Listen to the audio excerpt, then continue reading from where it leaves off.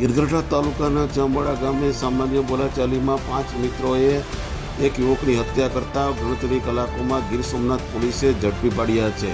પ્રાપ્ત માહિતી અનુસાર ગીરગઢડા તાલુકાના જાંબોડા ગામે એક વન વિસ્તારમાં પાર્ટી ચાલી હતી. ત્યાં સામાન્ય બોલાચાલી થઈ હતી, જેને લઈને ત્યાં 5 મિત્રોએ એક મિત્રને વીંધી નાખ્યો હતો. વીંધી નાખતા તરત તેઓ નાસી છૂટ્યા હતા. નાસી છૂટતા તરત જ પોલીસ ત્યાં ઘટના સ્થળે પહોંચી અને આ આરોપીઓને પકડવા ચક્રવર્તીમાન કર્યા. ત્યારે આ આરોપીને ગણતરીની કલાકોમાં ગીર સોમનાથ પોલીસે ઝડપી પાડી અને તેના પર કાયદેસરની કાર્યવાહી કરી છે.